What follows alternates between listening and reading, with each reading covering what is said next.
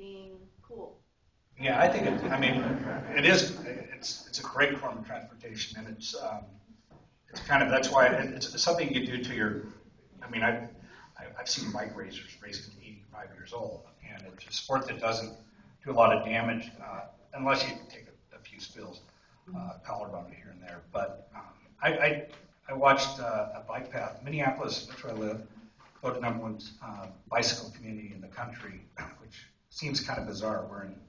It's winter half the year, right. But right. we have 50% of the population that still commutes to work, and very close to my house. I ride a lot on the bike rails to trails because it's just there's no traffic, and we have a lot of trails, rails to trail conversion. But the one I usually ride on is always dirt, and then they took over a railroad track and then paved it. And I used to live on that, and all the neighbors were just like, we still had friends that lived there, and they were fighting. They fought it for 10 years, and then they built it.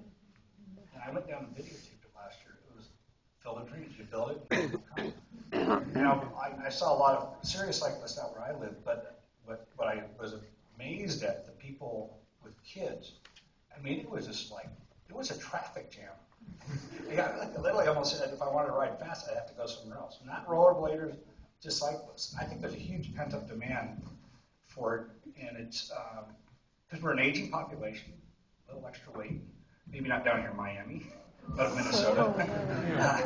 And the bike is a great way to get from point A to B, but it also I know the brain chemistry, I've always said you get when I was racing, you get like a sixth sense. It's like you're an eagle flying at a real low pace over, real low altitude, fast pace over a river, and that's how you just kind of get this great high. But it's also like peripheral vision, everything. Your senses come alive, and that's what I think captures a lot of people into cycling.